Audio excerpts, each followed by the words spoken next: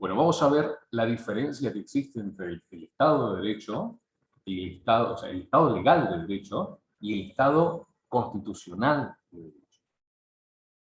Podemos hablar de la diferencia de distintos puntos de vista, del punto de vista filosófico, del punto de vista pragmático, o sea, en la realidad, pero voy a comenzar con una explicación general y después voy a ir metiéndome en detalles. Primero que nada, cuando hablamos del Estado legal de Derecho, la palabra legal es lo redundante, que viene de ley. Legal está relacionado a la palabra ley.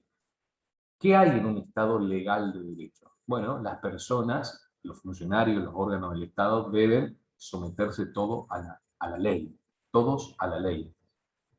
Nadie está obligado a hacer lo que la ley no manda. Nadie tiene prohibido hacer lo que la ley no prohíbe.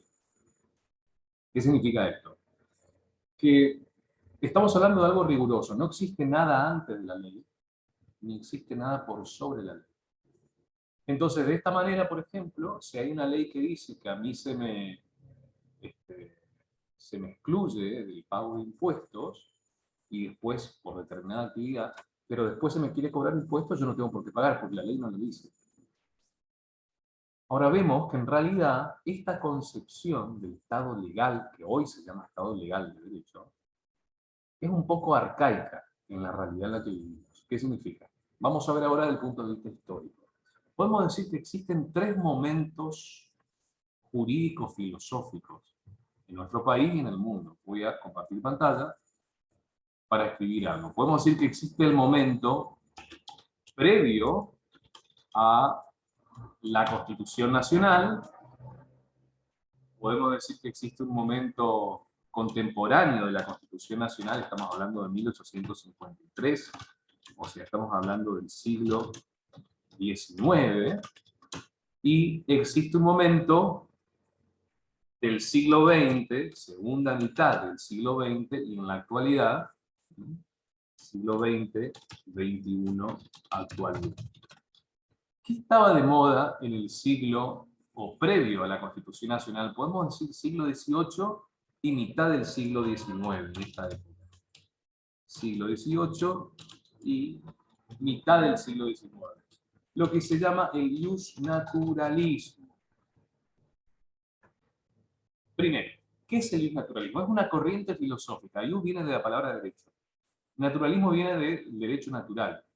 Significa en esta época que en realidad las personas tienen derechos subjetivos, o sea, derecho a la propiedad, derecho a la libertad, derecho a la vida, porque está en su naturaleza, por el simple hecho de ser personas. Entonces, el monarca debe respetarlo, el gobernante debe respetarlo.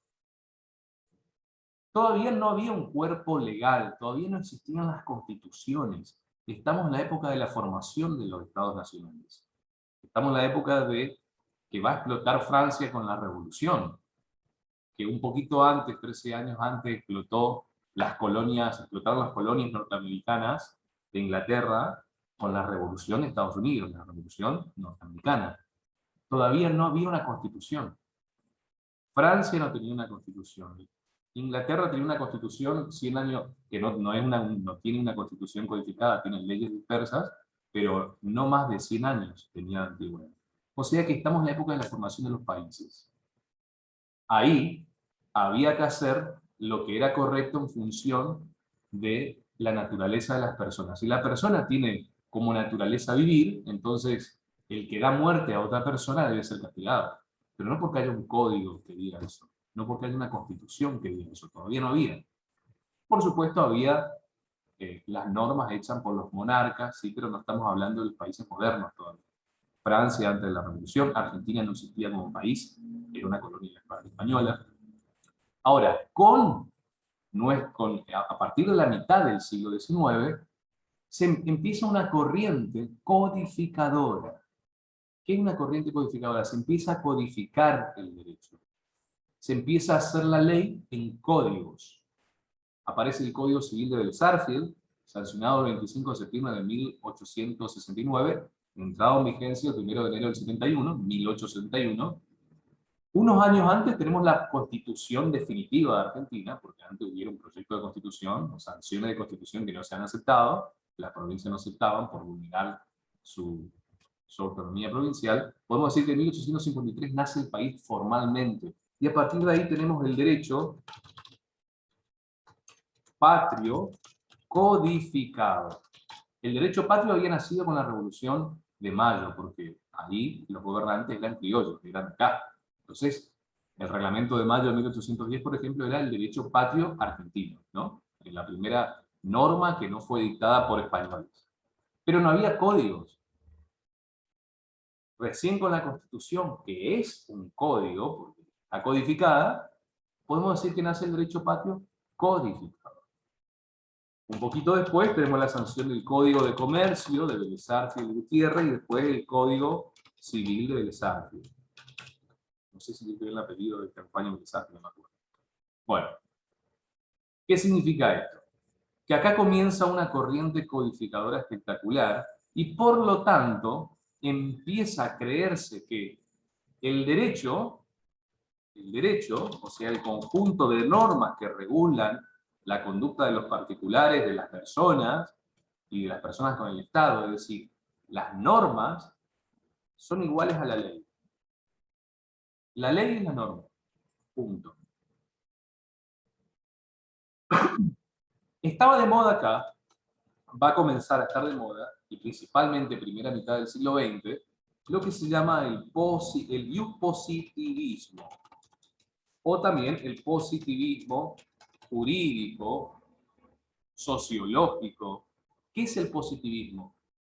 A diferencia del naturalismo, el positivismo no va a rescatar las normas o los preceptos normativos que acompañan a las personas por el simple hecho de ser personas. Primero voy a explicar en qué cree el naturalismo o el naturalismo. Cree que hay un conjunto de normas que son superiores a las sancionadas por el hombre y que protegen a las personas en sus derechos por el simple hecho de ser personas. Por lo tanto, si el rey quería cortarle la cabeza a alguien, pero no había un juicio justo, no había una sentencia justa, la persona tenía el derecho a vivir porque es persona, y las personas tienen como naturaleza vivir, no morir, morir de manera natural, tienen como naturaleza vivir.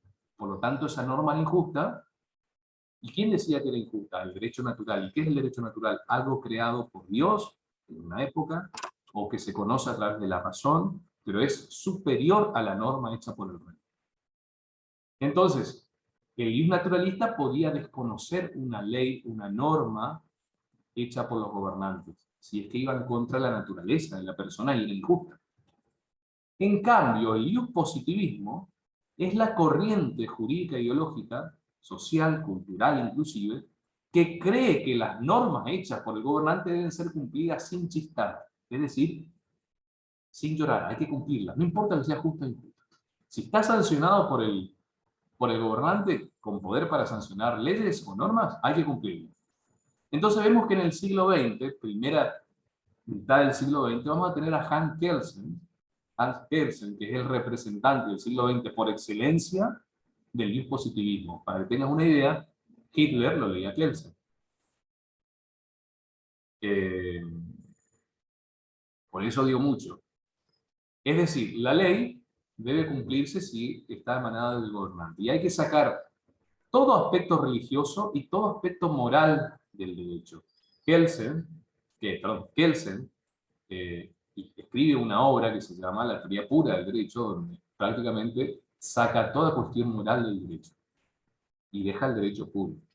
Esto es un grave error para los naturalistas, porque ¿cómo vamos a separar la moral del derecho si ambos nacen de la ética? Derecho y moral son hermanos. Si sacamos la moral, vamos a ser solamente unos robots que van a cumplir las leyes que están escritas sin tener una valoración, sin valorarlas, sin ver si son justas o injustas. Vamos a ser meros robots mecánicos que cumplen leyes sin tener en cuenta si está bien o mal. Bueno, ese es el positivismo. Ahora, obviamente tiene su ventaja, trae seguridad jurídica y todo eso, pero no estamos hablando de ese tema. ¿Y qué tiene que ver esto que estoy explicando con nuestro tema? Porque fui, digamos, por la rama al pasado para explicar los tres momentos jurídicos. El momento previo a la formación de los estados modernos, antes de la Revolución Francesa, o en esa época, antes de la formación argentina, luego cuando tenemos un país con una constitución, y luego la actualidad. ¿Qué tiene que ver con lo que estamos hablando? Que en realidad, cuando hablamos del Estado legal de derecho y el Estado constitucional del derecho, estamos hablando de un proceso, estamos hablando de un proceso histórico donde antes existía el Estado legal y luego se dio paso, se fue evolucionando al Estado constitucional. En otras palabras, no hubiera podido existir el Estado constitucional del derecho si antes no hubiera pasado una etapa histórica del Estado legal. Y el Estado legal no hubiera ocurrido si antes no hubiera nacido o no se había prestado atención al naturalismo, o sin el positivismo inclusive. Entonces, es una construcción histórica.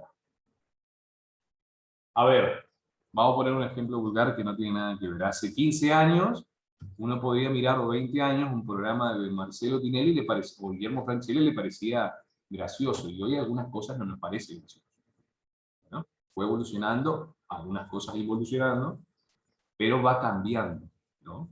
Entonces, es una cuestión sociológica. ¿Por qué? Porque va cambiando la sociedad y por lo tanto va adecuando su estructura normativa, es decir, va adecuando las normas a las necesidades de la sociedad.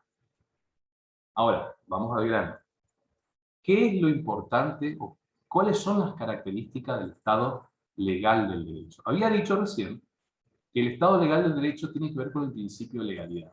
¿Dónde vemos el principio de legalidad? En nuestra Constitución Nacional.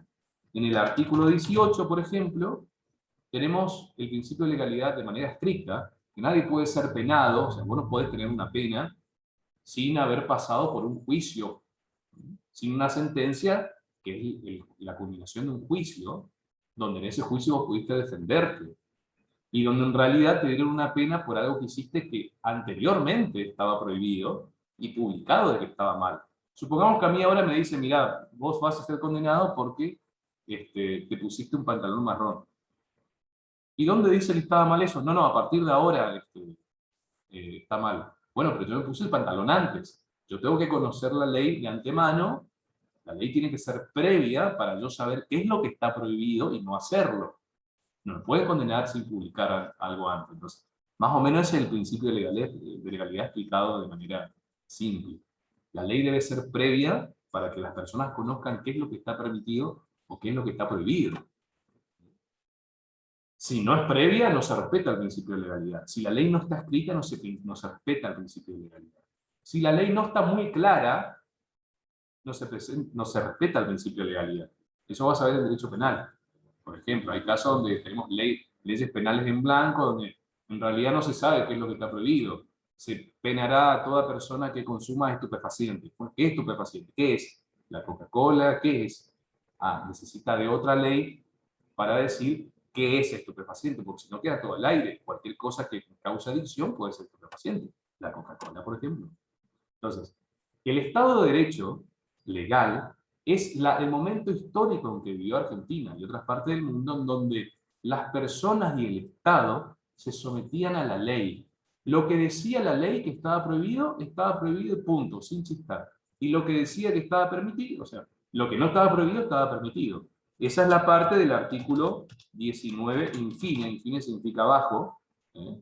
O sea que el principio de legalidad lo podemos encontrar en todo el artículo 18, y en el artículo 19, parte final, en fin. El artículo 19 también es un principio, en la primera parte, que se llama principio, ¿cómo es? Principio de reserva. ¿Qué significa? El artículo 19 de la Constitución dice, en otras palabras más o menos así, nadie está obligado, dice, las acciones privadas de los hombres, que de ningún modo lesionen los derechos de terceros, a la moral o la buena costumbre, se encuentran solamente reservadas a Dios y exentas de la autoridad de los magistrados. O sea, lo que yo pienso, por más aberrante que sea, no me pueden venir a juzgar por algo que yo pienso. Vamos a suponer que yo pienso en matar a alguien. Solamente lo pienso. Todavía no existe la tecnología, dentro de 10 años supongo que sí, al menos en el foro de Davos se está hablando de esa locura de congeniar la tecnología, la genética y la anatomía para, bueno, sociedad del futuro loca, ¿no? La Agenda 2030 de Gauss. Todavía no existe eso, pero supongamos que puedan ver mi pensamiento y me juzguen por mi pensamiento. Eso sería lógico, porque el derecho es el resultado externo. ¿Qué significa? que me va a condenar a mí por algo que yo hice, no por algo que yo pienso. Entonces, las acciones privadas de los hombres, todo lo que hagan los hombres, las personas, que no afecten a terceros, ni a la moral pública, ni a las buenas costumbres, no pueden ser juzgadas. Si vos tenés pensamientos obscenos, pensamientos delirantes, pensamientos de matar a alguien, te arreglás con Dios, dice. Ahora, si esos pensamientos hacen que vos vayas, mates a alguien, hacen que vos vayas, uses sexualmente de alguien, hacen que vos vayas y hagas apología del delito, salgas y digas hay que matar al presidente, por ejemplo, o hay que matar a fulano de tal, o hay que matar a tales personas, a tales etnias, ahí sí, el Estado, es decir, los magistrados se pueden meter con vos porque lesionaste los derechos de un tercero, porque ofendiste a la moral pública, a las buenas costumbres. Pero mientras tanto, no. Bueno, eso también, el principio de reserva es parte del Estado legal de derecho. Ahora, hay un antes y un después de los juicios de Nuremberg. Y acá esto tiene que ver específicamente con el tema que estamos hablando, porque además tenés que tener jurisprudencia. Esto es una jurisprudencia internacional. ¿Qué son los juicios de Nuremberg? Los juicios de Nuremberg son los juicios que se hicieron para castigar, condenar, juzgar a los soldados nazis. A los soldados, los jerarcas, zafaron y se fueron a otros lugares, a Estados Unidos, hicieron fundaciones, empresas, Planned Parenthood, etc. Juzgaron a los soldados, mandos medios para abajo, ¿no? Hay un caso de una acusada, una señora que estaba casada en la Alemania nazi, que se le acusaba de haber entregado a su marido a la muerte. ¿Por qué? Porque, bueno, había una ley en la Alemania nazi que decía que cualquier ciudadano que escuche que una persona está hablando mal del régimen, Hitler, el régimen nazi, tiene la obligación de denunciarla a las autoridades. Bueno, supongo que habrán peleado marido y mujer esa noche, la mujer lo entregó al esposo, porque el esposo estaba conspirando y iba hablando mal del régimen. Lo condenaron al esposo, mandándole como carne de cañón en la guerra, murió. Y a la mujer, sentada en uno de esos juicios de Nuremberg, la condenan por haber hecho eso. Y la mujer cruza las piernas y dice, pero si yo no hice más que cumplir la ley. Había una ley que decía que yo estoy obligada a denunciar a cualquiera que hablase mal del régimen. La señora cumplió la ley. Bueno, pero está mal lo que hizo. Entonces ahí hay un quiebre. Ahí comienza, podemos decir que a nivel internacional y de rebote en todos los países, a quebrarse el Estado legal de derecho. Después de la Segunda Guerra Mundial, los juicios de Nuremberg. ¿Por qué? Porque había sido que cuando cumplís la ley, también te pueden juzgar en contra. Entonces ya no importa más cumplir la ley solamente, el Estado legal de derecho. Acá importa algo más. Acá importa algo más. Y comienza así el derecho, el Estado de derecho, el Estado constitucional de derecho. Donde no solamente lo que importa es la ley, sino los principios republicanos, democráticos, los derechos humanos, es decir, la Constitución, los tratados de derechos humanos, etc. No solamente la ley. ¿Qué quiero decir con esto? Los juicios de Nuremberg, por ejemplo, los condenaron a los soldados, o sea, los juicios de Nuremberg, los jueces de los juicios de Nuremberg, se sintieron inspirados por el naturalismo. No importa que ustedes, soldados, y ustedes, personas de la Alemania nazi, hayan cumplido la ley. Hicieron mal. Y un naturalismo. No importa que haya una norma humana que ustedes obedecieron. Estaba mal, serán juzgados. Por eso tuvieron muchas críticas. Tuvo muchas críticas a los juicios de Nuremberg. Porque en todo caso había otra forma de resolver. Por ejemplo, hacer una nueva ley, un tratado internacional que sea retroactivo. Bueno, había muchas fórmulas. Pero condenar a personas que cumplieron la ley, entonces esto era una novedad. Volvía a surgir el naturalismo. Que en realidad, el naturalismo tiene mucho que ver con el Estado constitucional de derecho. Entonces, superada esta etapa, y habiendo visto, como ejemplo, los juicios de Nuremberg, tenés que buscarlo en Google, en qué consistieron los juicios de Nuremberg, ver algunos, el ejemplo esta de la semana que te dije, eso te sirve como jurisprudencia internacional. Luego podemos hablar del nacional. Bueno. A partir de ahí, entonces, comienza una nueva concepción en el mundo, Estado constitucional de derecho. ¿De qué habla el Estado constitucional de derecho? Primero que nada, el derecho no es lo mismo que la ley. La ley es una de las fuentes del derecho. Eso sabemos. Pero el derecho además tiene como fuente la Constitución Nacional, los tratados de derechos humanos, las costumbres, la jurisprudencia, los fallos de los jueces, etc., ¿no? Pero principalmente hay que, el Estado de Derecho constitucional tiene que ver con aplicar el principio de razonabilidad del artículo 28. El artículo 28 de la Constitución Nacional se llama principio de razonabilidad. Voy a hablar de esto, del poder de policía primero. ¿Qué es el poder de policía? Es el poder que tiene el Estado a través de sus órganos, principalmente a través del poder legislativo, el que hace las leyes, para limitar el ejercicio de los derechos de las personas. El artículo 14 de la Constitución Nacional, que es un ejemplo de los distintos derechos, o las distintas formas de libertades que tenemos, que dice todos los habitantes de la nación gozan de los siguientes derechos, conforme a las leyes que reglamenten su ejercicio. ¿Qué significa? Que podemos tener esos derechos, pero no son absolutos, están limitados por las leyes. A saber, dice, a entrar, permanecer, transitar libremente por el país, a ejercer toda industria lícita. O sea, todos esos son ejemplos, nomás porque no son los únicos, no son los únicos derechos que están en el artículo 14, son ejemplos de la libertad, manifestaciones de libertad. Libertad para trabajar, libertad para ejercer toda industria lícita, libertad para esto, libertad para aquello. Pero esa libertad para hacer eso está limitada por las leyes que reglamentan el ejercicio de ese derecho. Si bien yo tengo libertad de ejercer toda industria lícita, no puedo poner un restaurante sin tener una cocina con azulejos hasta 2 metros, 1,80 en la cocina. No puedo tener un restaurante sin tener una rampa para que aquella persona en silla de ruedas pueda entrar. Entonces, ¿están violando el derecho a la libertad de ejercer toda industria ilícita? No, te reconozco, el Estado te reconoce el derecho a ejercer toda industria ilícita, pero no es absoluto, está limitado por las leyes. Ley en sentido amplio, una ordenanza municipal, por ejemplo, es una ley en sentido amplio, porque la municipalidad no es el poder legislativo. Pero a través de las ordenanzas municipales me dicen cómo debo habilitar un restaurante. Entonces, yo puedo ejercer la industria lícita de un restaurante, pero tengo que respetar lo que dice la ordenanza, entonces se me está limitando mi derecho. Yo tengo derecho a transitar libremente por el país, pero lo tengo que hacer, si voy en un vehículo automotor, a las velocidades máximas permitidas, hasta la velocidad máxima permitida, en la ruta, en la calle.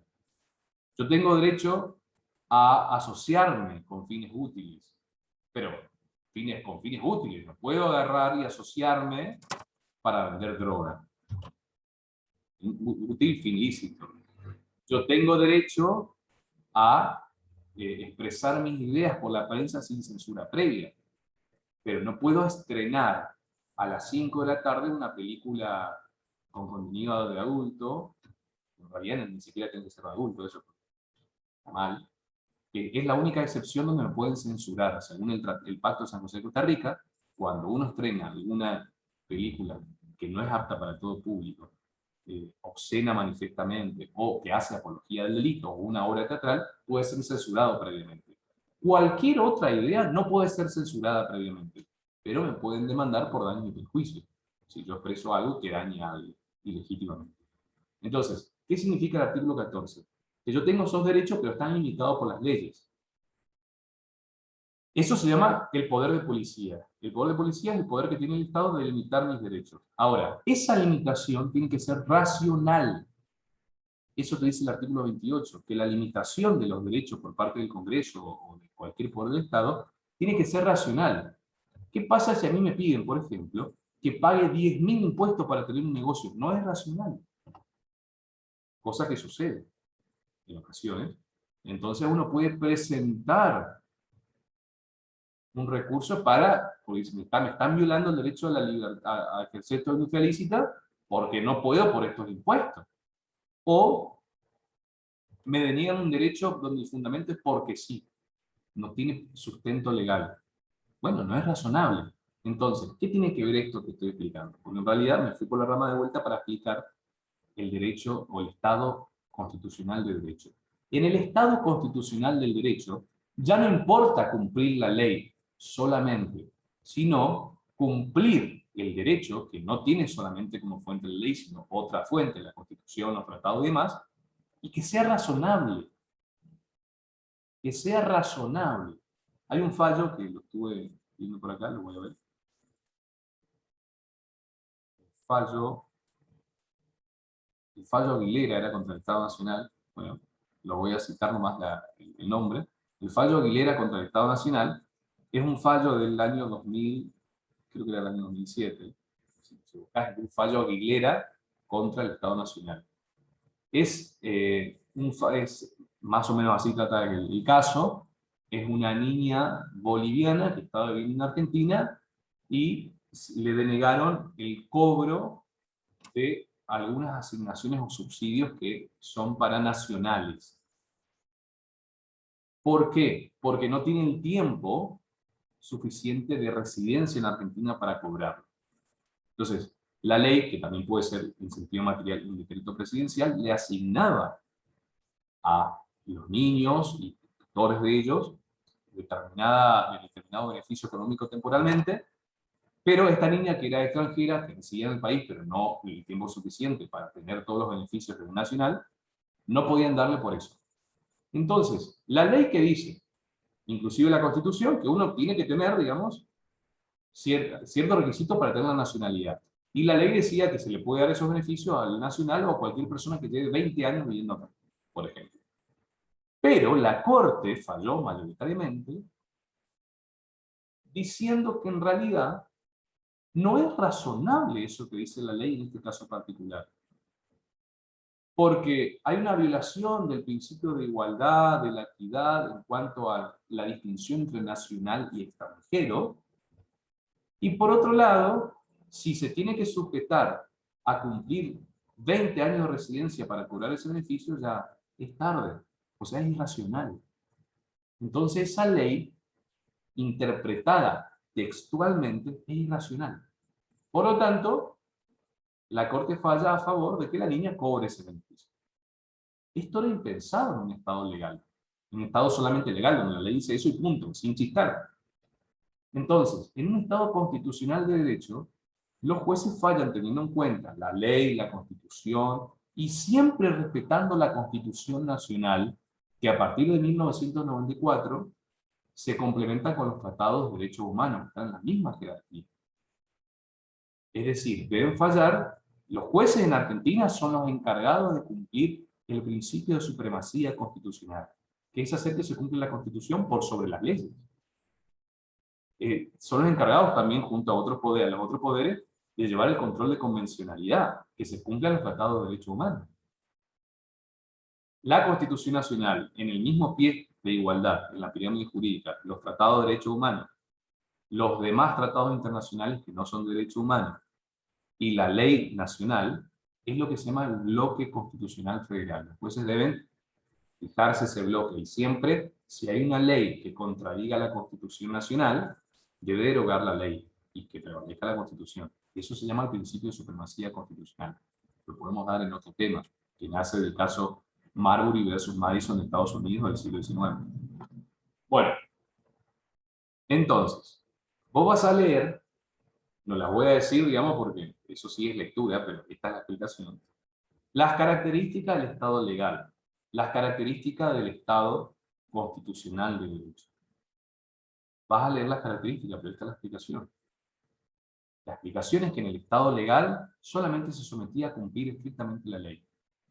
En el Estado de Derecho constitucional, o el Estado de Derecho simplemente, vamos a fijarnos los tratados de derechos humanos, la Constitución en su conjunto, teniendo la influencia fuerte del ius naturalismo, teniendo que respetar los principios republicanos y los principios fundacionales del país, la igualdad ante la ley, que no alcanza solamente con el artículo 16 de la Constitución, la igualdad ante la ley, sino la igualdad real de oportunidades, que está en el artículo 65, inciso 19 y 23, a partir del cambio de la Constitución, de la modificación del 1994.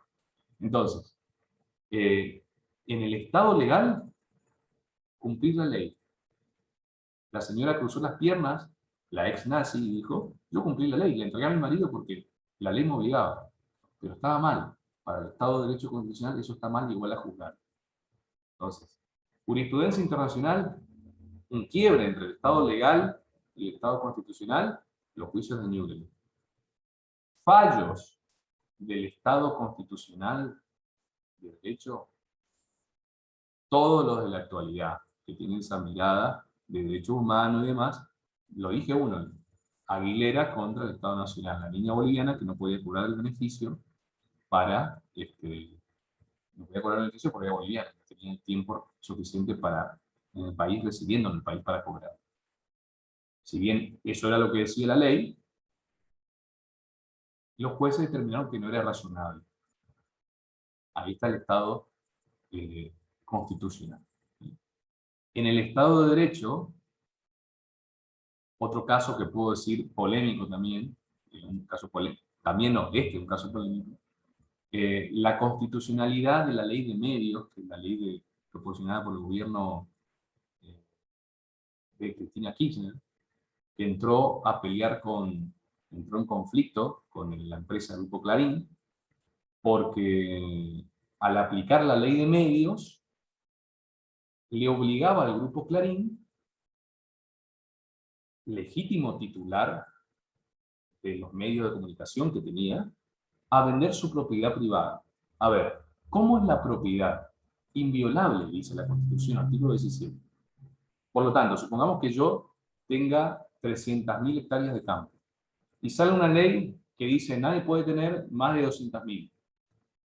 A mí no me pueden obligar a vender las 100.000 que me sobran, según la ley, porque ya adquirí el derecho a la propiedad. Bueno, algo así pasaba con este caso. Salió una ley, en teoría antimonopólica, que decía, entre otras cosas, que ninguna persona física o jurídica puede tener más de tantos medios de comunicación para no constituir un monopolio, y el Grupo Clarín superaba ampliamente eso. Entonces, esa ley lo obligaba a vender lo que era su propiedad. Era ilegal, inconstitucional. Pero la Corte Suprema falló a favor de la constitucionalidad de la ley de medios. O sea que dijo, sí, tiene razón el Grupo Clarín en cuanto le están vulnerando su derecho a la propiedad, pero su derecho a la propiedad no puede ir por encima del bienestar general que supone el derecho a la libertad de expresión, de información y demás, que está dentro de la libertad de expresión, y que al tener tantos medios se forma un monopolio y viola ese derecho. Eso es impensado en el Estado legal de derecho. En cambio, en el Estado constitucional de derecho sí, porque interpreta la Constitución no solamente con la letra de la ley, sino con el espíritu de la ley. Es decir, tiene en cuenta otras cosas. La propiedad privada es inviolable, sí, pero pero no puede estar por encima del interés general. Bueno, eso es otro caso del Estado de Derecho. Ahí tenemos dos ejemplos. Cualquier cosa, me lo decís, damos una clase, de consulta y demás. Esto como lo tomamos como una clase, ¿no? Bueno, adiós.